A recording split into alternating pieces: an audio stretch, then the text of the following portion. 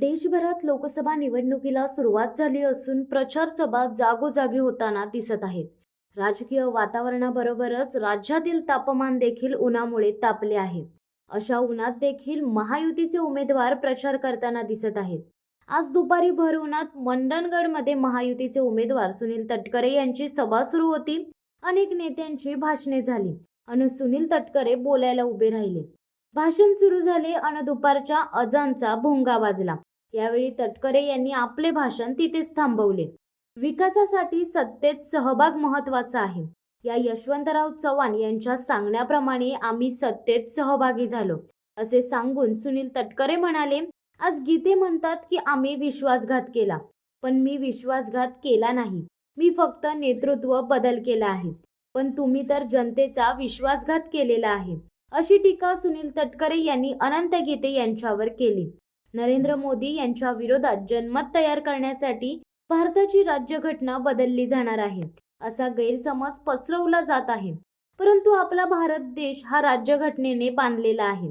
त्या राज्यघटनेच्या चौकटीत राहून देशाला कसं पुढे नेता येईल याचा विचार नरेंद्र मोदी करत आहेत. एनडीएचे सरकार आल्यानंतर नरेंद्र मोदी यांनी राज्यातील आणि तालुके आणि जिल्हे अल्पसंख्याक म्हणून जाहीर केले. यूपीएच्या काळामध्ये ही योजना नव्हती आणि या माध्यमातून मंडणगड हा देखील अल्पसंख्याक बहुल तालुका जाहीर करण्यात आला. मात्र अनंत गीते यांनी एकही रुपयाचा निधी यासाठी आणला नाही.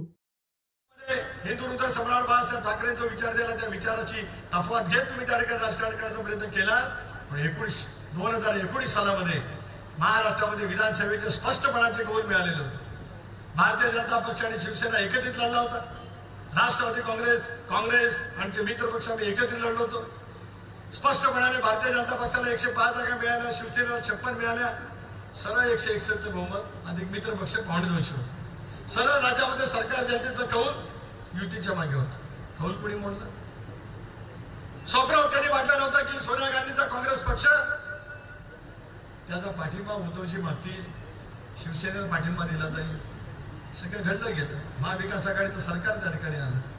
त्याच्यातून झालेलं महाराष्ट्रामध्ये एकंदरीत वातावरण आम्ही त्या ठिकाणी पाहू शकतो. वेगवेगळ्या समाजामध्ये धर्माच्या मध्ये जाणीवपूर्वक भूमिका पसरवली जाते. अलीकडच्या कालावधीमध्ये निवडणुका जवळ आल्या की आता घटनाच रद्द केली जाणार आहे असा अभय उठवला जातो. 5 वर्ष मोदी साहेब सरकारमध्ये होते, 14 ते 19 सरकारमध्ये होते. 10 वर्षामध्ये कधी घटना बदलण्याचा कधी निर्णय केला गेला नाही, कधी शब्दप्रयोग कोणी केला नाही. कालबाह्य झालेले कायदे किंवा नवीन कायदे आपण त्या ठिकाणी करत असतो ते काँग्रेस पक्षाने पण केले, राज्य सरकारने सुद्धा वेळोवेळी केले. भाई ज्यावेळेला सरकारमध्ये होते तेव्हाही कायद्यातले बदल केले गेले. आम्ही मंडळी ज्यावेळेला सरकारमध्ये होतो त्यावेळेला सुद्धा कायद्यामध्ये बदल झाले. पण घटनेमध्ये बदल करण्याचा विचार कोणाच्या मनामध्ये कधी आला नाही. जाणीवपूर्वक नरेंद्र मोदी साहेबांचं नेतृत्व बदनाम करण्यासाठी आज आंबेडकरी चळवळीच्या मनामध्ये असलेला एक विकार निर्माण करण्याचा प्रयत्न केला जातोय की घटना बदलली जाते. देश घटनेने बांधलेला आहे. डॉक्टर बाबासाहेब आंबेडकरच्या घटनेने बांधलेला आहे. त्याच्यातून या देशाला प्रगती पथावरती कसा नेता येईल हा प्रयत्न नरेंद्र मोदी साहेब अतिशय कणखरपणे त्या ठिकाणी करताय. जगाच्या पाठीवरती भारताचं स्थान गौरवाचं निर्माण झालेलं तुम्हाला मला त्या ठिकाणी पाहायला मिळेल. शिवसत्ता टाइम्ससाठी संदीप जाबडे, पोलादपूर. दे धडक बेधडक वृत्त देणाऱ्या आपल्या शिवसत्ता टाइम्स न्यूज चॅनलला लाल बटन दाबून सबस्क्राईब करा आणि बेल आयकॉनला क्लिक करायला विसरू नका.